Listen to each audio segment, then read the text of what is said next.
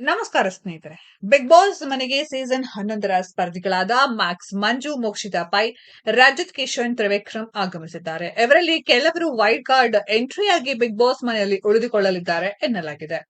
Big boss ಮನೆಗೆ season 11ರ ಸ್ಪರ್ಧಿಗಳಾದ Max ಮಂಜು, Mokshitha pi, Rajat Kishan, Trivikram ಆಗಮಿಸಿದ್ದಾರೆ. ಇವರಲ್ಲಿ ಕೆಲವರು ವೈಲ್ಡ್ ಕಾರ್ಡ್ ಎಂಟ್ರಿಯಾಗಿ ಬಿಗ್ ಬಾಸ್ ಮನೆಯಲ್ಲಿ ಉಳಿದುಕೊಳ್ಳಲಿದ್ದಾರೆ ಎನ್ನಲಾಗಿದೆ. ಸದ್ಯ ಬಿಗ್ ಬಾಸ್ ಮನೆಯಲ್ಲಿ ಅತಿಥಿಗಳೊಂದಿಗೆ ದೊಡ್ಡ ಪಾರ್ಟಿ ನಡೆಯುತ್ತಿದ್ದು ಅದರ ಸಂಭ್ರಮ ಜೋರಾಗಿದೆ. ಈ ಮಧ್ಯೆ ಮಾತಿನ ಭರದಲ್ಲಿ ಅತಿಥಿಗಳಿಗೆ ಗಿಲ್ಲಿ ನಟ ಬೇಸರವನ್ನುಂಟು ಮಾಡಿದ್ರಾ ಎಂಬ ಪ್ರಶ್ನೆ ಶುರುವಾಗಿದೆ.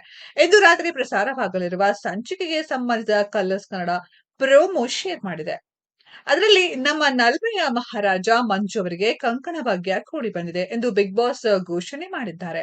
ಆಗ ಎಲ್ಲರೂ ಖುಷಿಯಿಂದ ಶುಭಾಶಯ ಕೋರಿದ್ದಾರೆ. ಆಗ ಗಿಲ್ಲಿ ಎರಡನೇದ ಮೂರನೇದ ಎಂದು ಪ್ರಶ್ನೆ ಮಾಡಿದ್ದಾರೆ. ಆಗ ಮಂಜು ತಿರುಗಿ ನೋಡಿದ್ದಾರೆ. ಅಲ್ಲದೆ ಎದ್ದು ಹೋಗಿ ಕೆಲವೊಂದು ವಿಚಾರದಲ್ಲಿ ಪರ್ಸನಲ್ಗೆ ಬಂದರೆ ನೀನು ಸಪ್ಲೇಯರ್ ಅಲ್ಲ, ನಾನು ಅತಿಥಿಯೂ ಅಲ್ಲ, ಬೇರೆಯೇ ಆಗ್ಬಿಡ್ತೀವಿ ಎಂದು ಎಚ್ಚರಿಸಿದ್ದಾರೆ.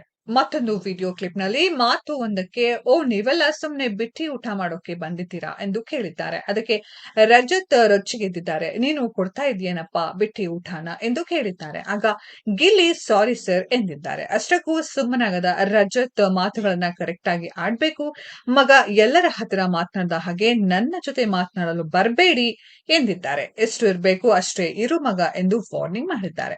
ಸ್ನೇಹಿತರೆ, ಇದರ ಬಗ್ಗೆ ನಿಮ್ಮ ಅನಿಸಿಕೆಯನ್ನ ಕಮೆಂಟ್ ಬಾಕ್ಸ್ ಅಲ್ಲಿ ಕಮೆಂಟ್ ಮಾಡಿ.